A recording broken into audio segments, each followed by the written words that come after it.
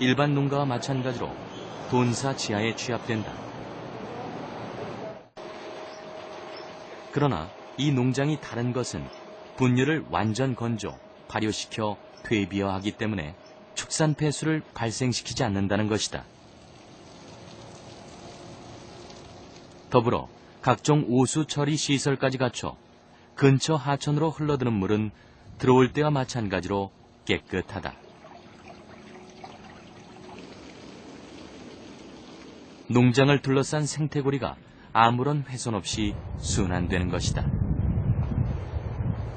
축산 분뇨는 하천을 오염시킬 뿐만 아니라 지구온난화의 원인이 되는 메탄가스의 주범이다.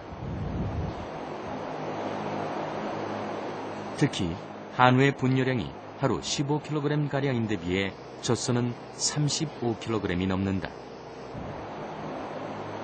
그러나 젖소와 한우 600여 두를 키우는 이 농장에서는 분뇨가 단 1g도 축사 밖으로 배출되지 않는다. 우선 흙 바닥에 쌓인 분뇨는 3일마다 갈아엎는다. 그리고 공기를 순환시켜 미생물 활동을 돕고 건조하게 해서 우리의 쾌적함을 유지하는 것이다. 분뇨는 2주마다 우사에서 퇴비동으로 옮겨진다.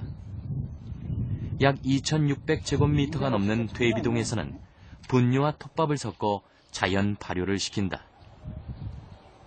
농장에서는 이 퇴비를 모두 16만 5천 제곱미터의 경작지에 뿌려 옥수수를 키우고 옥수수는 다시 소의 먹이가 된다. 지금 여기 있는 퇴비를 잘 발효를 시켜서 저희들 토양에 다시 환원을 시키고요. 그 토양에서 자라는 농산물을 다시 소들에게 먹여주고 이 소들은 다시 배설물을 다시 만들어주고 그렇게 해서 아마 이 목장 내에서 모든 것이 이렇게 순환적으로 돌아가는 것이 그 사람이 자연과 함께 어울릴 수 있는 방법이라고 생각을 하고 있습니다.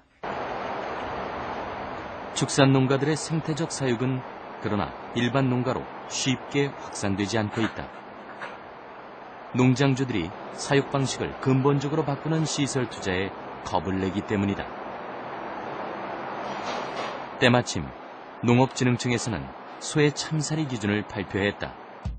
소의 참사리 기준은 잠자리와 분해 상태를 3단계에서 7단계로 구분해 건강 상태나 질병 위험을 진단하는 것이다. 예를 들면 쾌적 지수에서는 우리 안에 누워있는 소들이 많을수록 사육 환경이 쾌적한 것으로 판단한다. 그러나 이 기준은 자발적으로 사육 상태를 평가하는 잣대일 뿐 법적인 제재나 처벌이 따르는 것은 아니다. 그나마 사육 가축 중에 더 큰 비중을 차지하고 밀집 사육으로 인한 폐해가 심각한 닭, 돼지에 대해서는 아무런 기준도 제시된 것이 없다.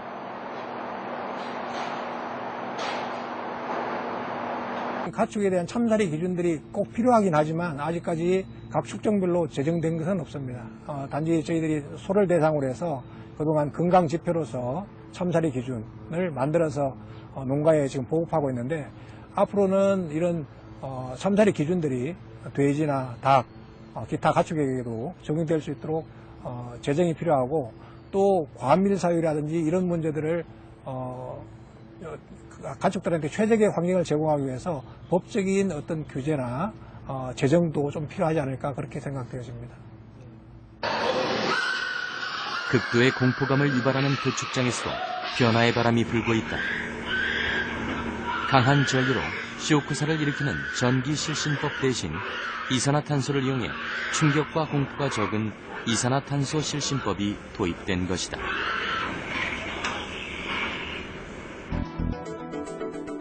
이산화탄소 실신법은 유럽에서는 이미 일반화된 방법으로 죽음 전 돼지들이 느끼는 고통이 전기 실신법에 비해 크게 줄어드는 것으로 알려졌다. PSE, 즉 불량육질도 전기 실신법에 비해 현저하게 줄어든다. 그러나 전국 90여 개의 도축장 중에서 이산화탄소 실신법을 도입한 곳은 아직 5곳에 불과하다. 일단은 기존의 시설을 철거하고 새로운 시설을 설치해야 되기 때문에 그 도축장 운영자의 입장에서 보면 새로운 또 그 비용이 요구가 됩니다. 그렇기 때문에 어렵다고 보죠. 그 부분이 가장 큰 이유인 것 같습니다.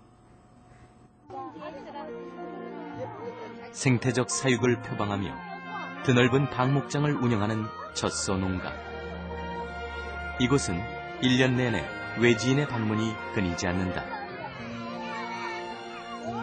소수 농가들이 시도하는 생태적 사육은 불과 50년 전만 해도 농촌마다 흔하게 볼 수 있었던 모습이다.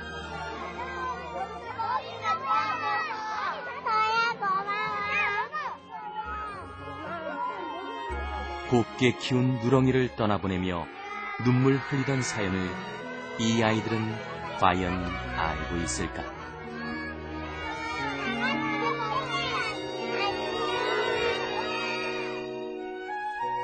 모든 것이 산업화, 기업화되는 시대에 축산이라고 예외일 수는 없다. 그러나 가축은 생산품이기에 앞서 생명이다. 자연의 생명은 순환한다. 자연의 행복도 순환한다.